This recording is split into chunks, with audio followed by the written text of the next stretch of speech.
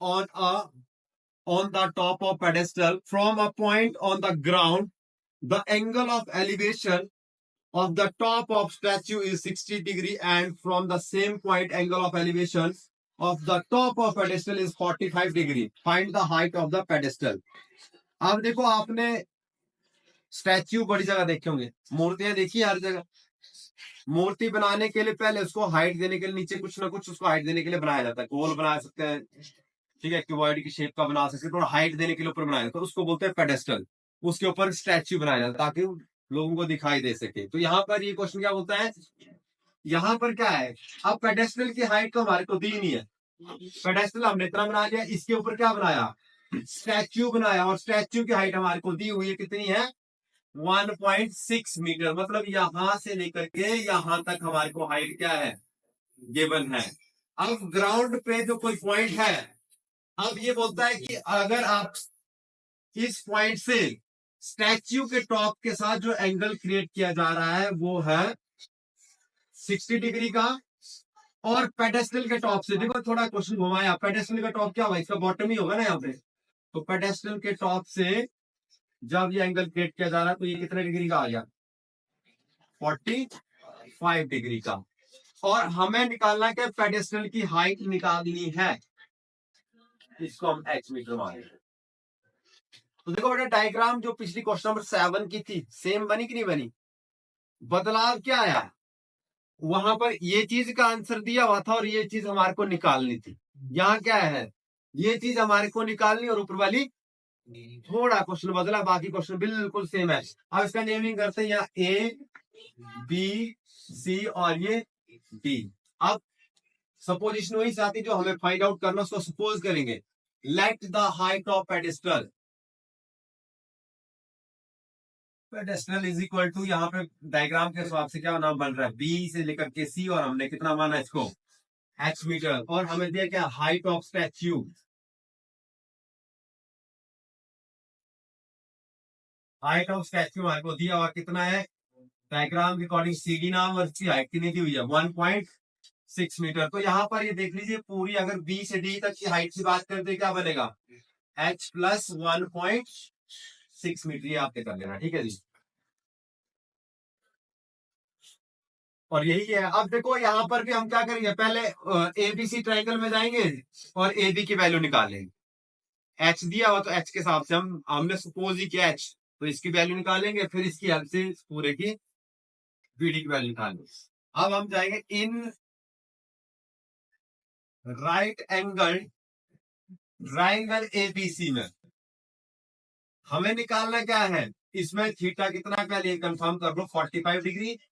हमें निकालना है ए बी, और दिया क्या है, दिया कुछ नहीं, पर हम सपोज करो बीसी, हमने सपोज किया कि क्या है वो एच है।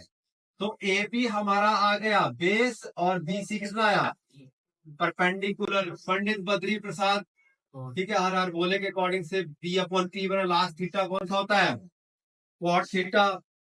ए बी हमारे को निकालना है, और बीसी भी हमारे को नहीं दिया, पर हमने एच सपोज किया हुआ है 45 डिग्री, और 45 पे कॉट कितना आंसर देता है 1, और इधर एच चला गया तो मल्टीप्लाई आ गया, और ए बी का आंसर भी कितना आ गया, h मीटर। हमें ये कंफर्म हुआ यहां से कि ए बी की वैल्यू कितनी आई, h मीटर आ गई। Triangle A B D, in right angle triangle A B D, बड़े वाले ट्रायंगल में गए, ठीक है। अब इसमें ये ए बी डी में हमें निकालना क्या है, बी डी, और हमें दिया क्या है, दिया तो इसमें भी कुछ नहीं है, ए बी, पर ए बी के हिसाब से निकालते हो, B D upon A B क्या बना, P upon B, perpendicular upon base क्या बनता है, ये tan थीटा बनता है। और ये ध्यान रखना इस एंगल में थीटा कितने डिग्री है, 60 डिग्री, स्किप हो गया, ठीक है, 60 डिग्री है। बीडी, अब देखो हमने उस हिसाब से कितना बनाया हुआ है, h प्लस 1.6, और ए बी कितना है, h is equal to tan कितना आ रहा है, 60 डिग्री। अब tan 60 पे कितनी वैल्यू देता है, कितनी देता है, √3, सिंपल √3, तो √3, और ये h इधर जाएगा तो क्या हो जाएगा, मल्टीप्लाई हो जाएगा। अब क्या हो गया 1.6 ये क्या बना √3h। अब ये वाला h यहां से मूव के इधर ले गए तो किसका हो गया माइनस का 1.6। और यहाँ देखो क्या कर सकते हैं दोनों में h h तो क्या ले लिया हमने h कॉमन ले लिया बचा क्या √3 माइनस 1। अब h इज इक्वल टू क्या बनेगा दूसरी साइड क्या 1.6 ये √3 माइनस 1 h के साथ क्या हो रहा है मल्टीप्लाई दूसरी साइड जाएगा तो क्या हो जाएगा ये चीज समझ आई आपको ये मल्टीप्लाई और h के साथ हम इसको उठा के दूसरी साइड लेंगे तो क्या हो गया ये डिवाइड हो गया ठीक है जी। अब देखो अंडर वाली टर्म क्या आ रही है डिनोमिनेटर में आ रही है तो इसको सॉल्व करने के लिए हम क्या करेंगे रैशनलाइजेशन करेंगे 1.6 अपॉन √3 माइनस 1। अब रैशनलाइजेशन में करते क्या है डिनोमिनेटर वाले ही नंबर से मल्टीप्लाई करते हैं लेकिन साइन क्या कर देते हैं बदल देते हैं तो √3 प्लस 1 अपॉन √3 प्लस 1 और ये क्या हो गया 1.6 इंटू √3 प्लस 1 और नीचे ये साइन बदलने का कारण क्या होता है a minus B into A plus B का फॉर्मूला बनता है जो किसके बराबर होता है A square minus B square. मतलब ये इधर वाला कटा ये क्या आ गया 1.6 इंटू √3 माइनस प्लस 1 अपॉन क्या हुआ यहाँ बच गया 3 और आगे क्या बचा -1। अब 3 में से आपका 1 जाएगा तो कितना बचेगा ऊपर कर रहा हूँ 1.6 इंटू √3 प्लस 1 अपॉन क्या बच जाएगा 2 बचेगा नहीं बचेगा 2 3 में से मान गया अब 2 से 16 कर सकता है 1.6 तो क्या बचेगा 0.8 तो हमारा फाइनल आंसर आ गया 0.8 √3 प्लस 1 मीटर। ये आई हाइट ऑफ पेडेस्टल आता लेना ये हाइट ऑफ पेडेस्टल जो है पहले सपोज की है 0.8 √3 प्लस 1।